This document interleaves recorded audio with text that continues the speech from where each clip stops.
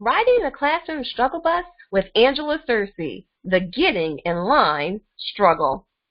Well, my expectations don't always line up my reality. And when that happens, the first thing you need to think about is how behavior could be a communication of an unmet need. A child's behavior is like an iceberg. What you see on the surface is just an inkling of what could be happening underneath. So you want to check in with the family to make sure there hasn't been a change within the home life, a new baby, moving. Also, you want to make sure that the child's getting enough attention, enough sleep. There isn't a medical issue, such as a toothache. Once you've checked in with the family, done your research, and really understand what's going on, then you can make sure that you've met all a child's needs, whether it be getting an extra hour of sleep or going to the dentist. What we all have to remember is that behavior is just communication. And after you've met all a child's needs, then it just tells you what you need to teach. So here are some skills and some strategies that we can teach children to help them to follow the routine of getting in line. First, we want to think about what we're going to do before children line up. What are our plans? Then, we want to make a plan for during lineup. What will children be doing? Because they're going to do something. You better make a plan of what you want them to do. Lastly, you want to make sure that children are reinforced for doing the right thing if they are, and that you have a plan in place for when children struggle. So, before lining up, first of all, know your route. Make sure your co-teacher or paraprofessional is also aware. If you can, create visual guidance for how to line up and also your stopping points. Create a line-up book or a line-up song. Remember, telling someone what to do isn't teaching them anything. Provide visual cues. Write things down so children know what you expect of them. And even those first few weeks of school, taking the time to create a routine book. Having a page for just lining up.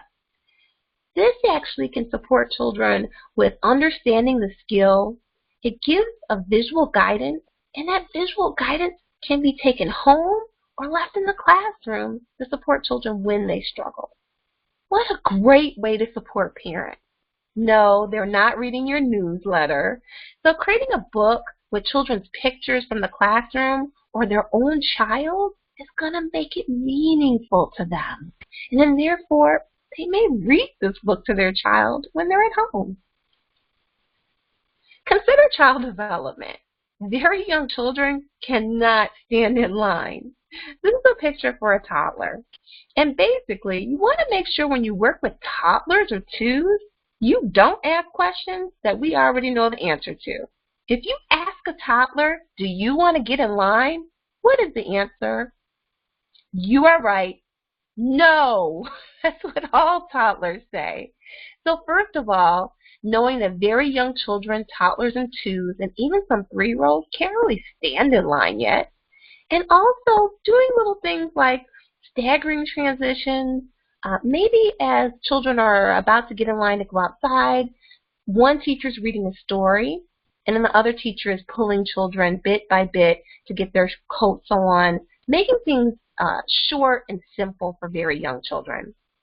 How do you get the toddler to go get in line to brush their teeth? Making it simple and short. For example, just showing a picture of a toothbrush and asking a toddler, what do you see? Where is that? Because really young children have a hard time following directions. For older children, something like a line chart can be really helpful. One, children can put their names where they want to go, or you can put their names where you want them to go. It helps them to learn their names. They can actually work together to make their names and decorate them for the line chart. And some children actually need to know where they will be in line. Sometimes being in school is the most consistent place that they are all day. So some children will actually have a tantrum or frustration because being in line is chaotic or they don't know where their place is. So for some children, being second in line every day is awesome. Not everybody can be first. Sometimes knowing that you're going to be the caboose, hey, that's super cool. And don't forget child development. Some preschoolers, for example, want to be first because that's the only number they know. So you want to make sure as you talk about where children are aligned and what numbers they might be or having a line chart, you always have to keep in mind child development and what children know. Older children can actually lead getting in line. And these pictures are an example of prompts that older children who are in second and third grade can read and help lead getting in line. Yes, children can help you. You're not alone. And giving it as a job for children to actually help other children, and it actually supports their reading skills. So if your name starts with a, and then a child chooses the letter, then it actually helps the children to be in charge and supports literacy. It supports them listening to each other. So it actually supports some academic skills. How to get in line is complicated. Here's some examples that I got from Pinterest or classroom freebies on how to just create visual support to help children with all these routines. The one in the middle is one that we made where we just took pictures of each of the steps of getting in line. The others on the side are visual samples that we got for free from Pinterest and online. So do your homework, see if there's some free samples to actually support the process. Lining up is not an expectation, honey, but an invitation. Make it fun. It's not about directions. Do you realize how many directions that a 6-year-old has to listen to in a day? No wonder they don't want to comply. So it's not about giving directions, but it's about making connections. Singing a song, playing a game, giving them choices on how to get in line. Are you going to be a tiger, or are you going to float like a feather in line? Are you going to fly like a kite?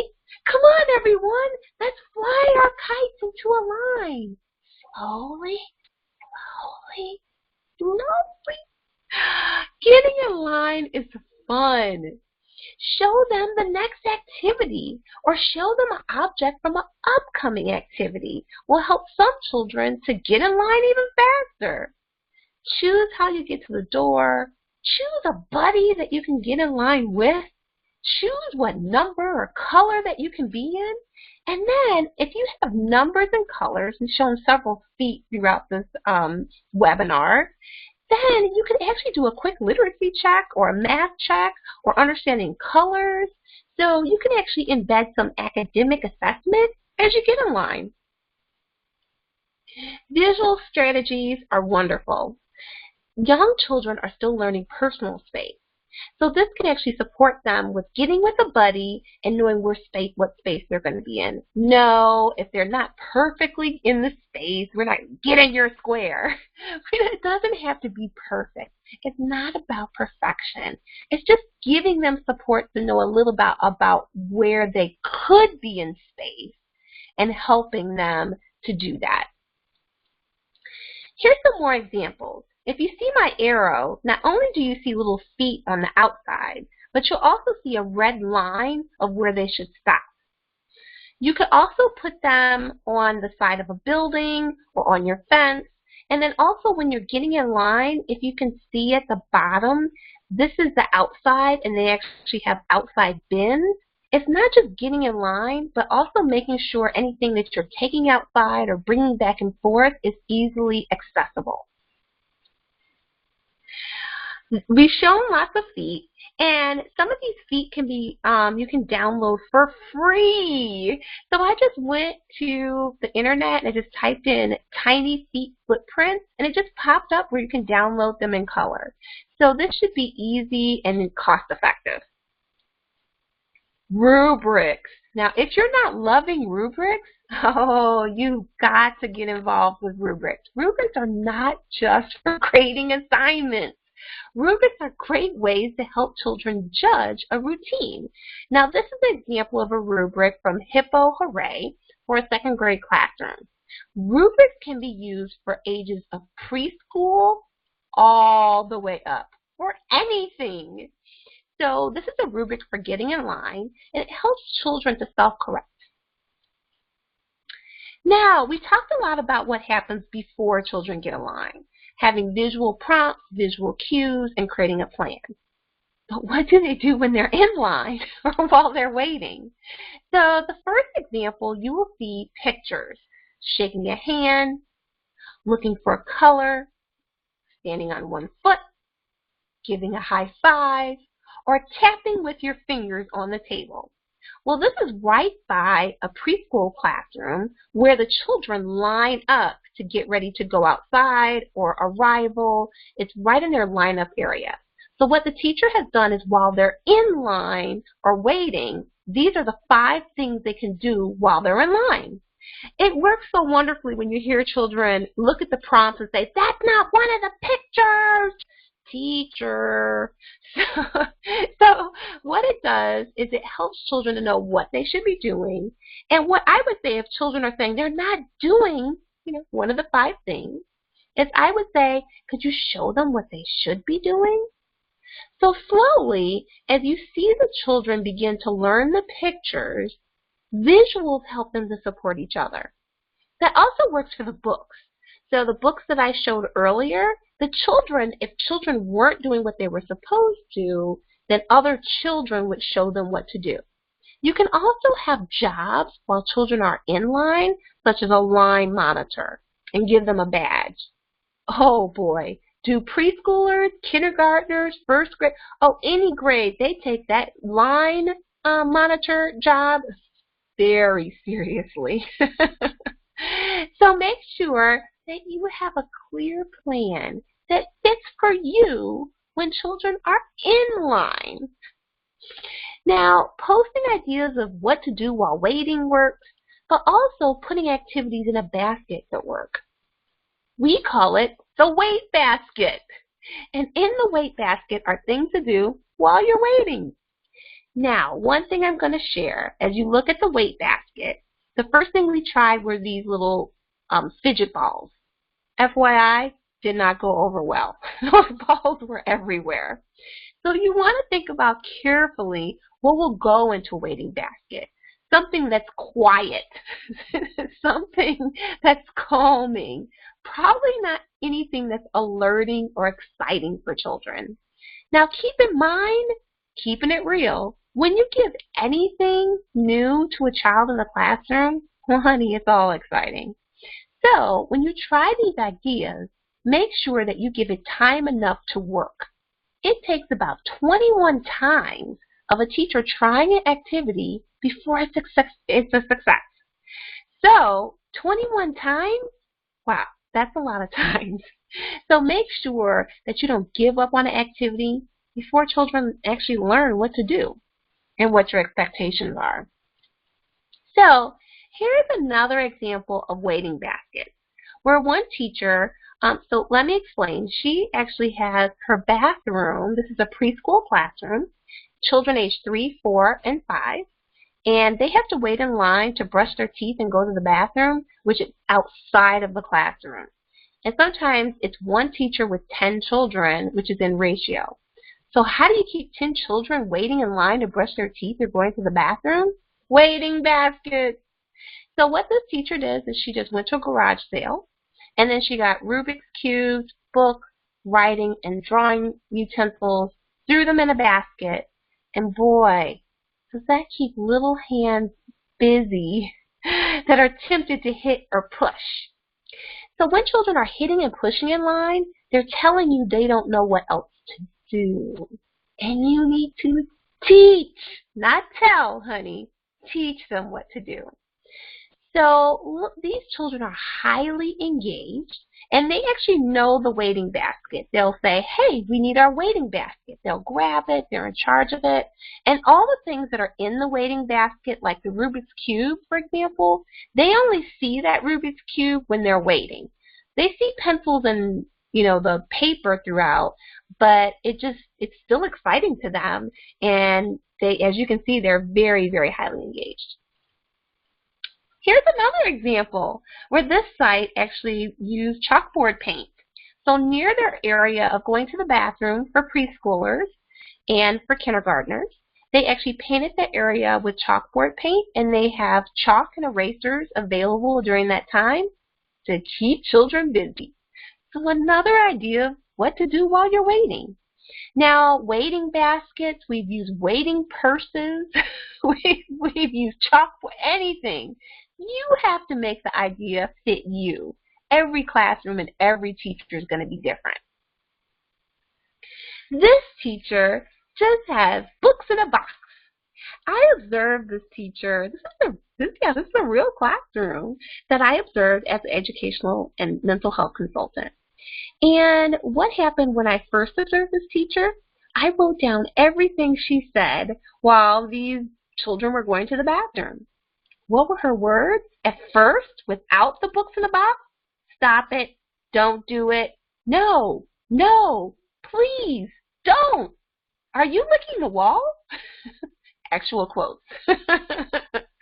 Now, when we talk about what's going to happen while children were waiting, all this teacher did was take an empty container that was in her classroom and put in some books. Then I came to observe, and this is what I saw the next day. And then I wrote down everything the teacher said. And the words were so different.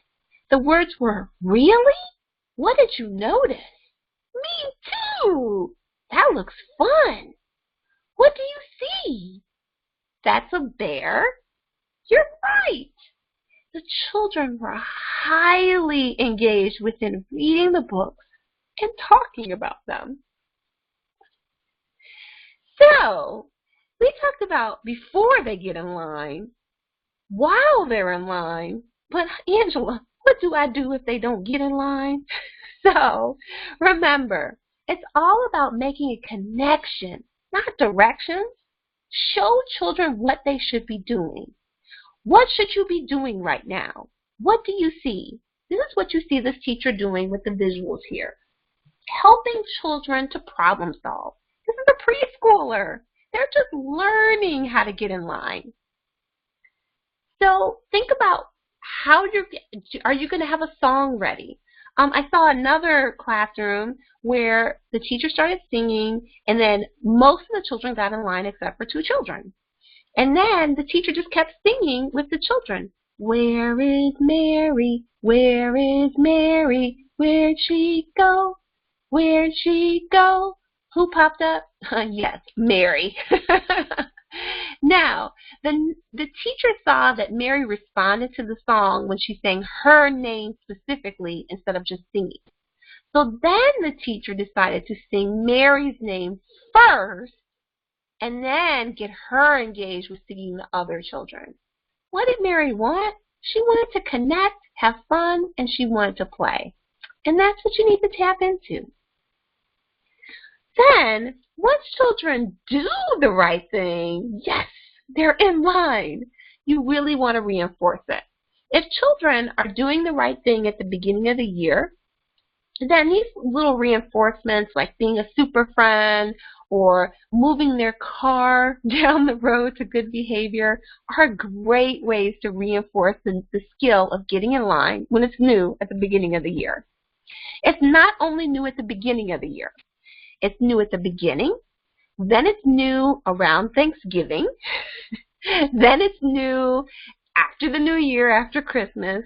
So there's several times that even on a Monday or after a long holiday, the getting in line is new. So you want to make sure that you're reinforcing getting in line, especially when it's a new skill.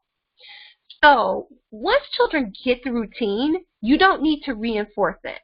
Only when it's new to the group of children, or there's usually a few children that struggle and they finally get the skill. Yes, it's not behavior. These are skills that children are learning. So Super Friend Cape means that they got in line fast, then they get to wear the cape. Or they got in line 3 times, then they got to wear the cape. Teachers have used this Super Friend cape in whichever way they want. Sometimes they give it to the first child that gets in line, sometimes to a child in the middle. Sometimes the teacher puts the children's name in a box as they get in line. Mary, Bobby, Billy. And then one child picks a random name out of the box, and no one knows who gets the cape until the name is read. That's a great reinforcement. Now, whether you're on the road to good behavior, let me explain that one. Is a teacher just made little cards with the children's names, and as they did routines within the classroom, their cars moved down the road. Not everybody's car moved at the same time during the day, because some children knew how to get in line.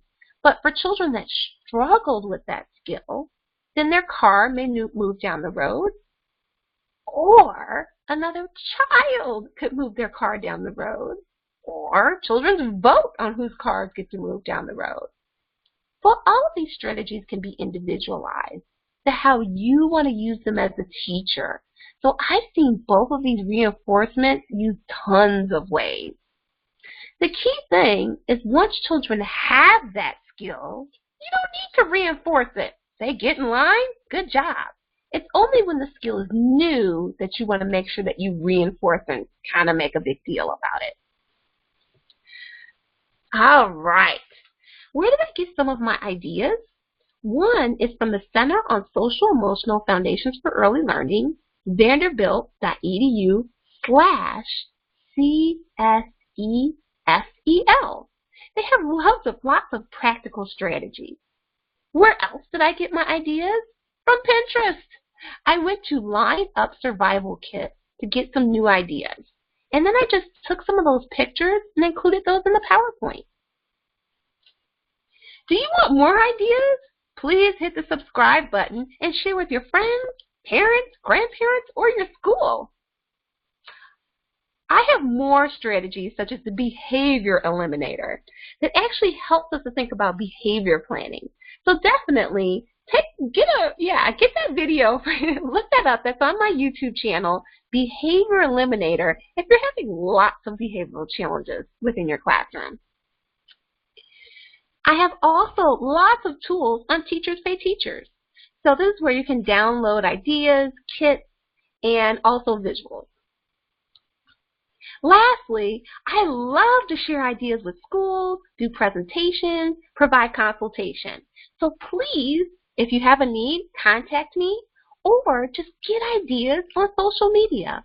Like me on Facebook, and I'm also on Twitter and LinkedIn.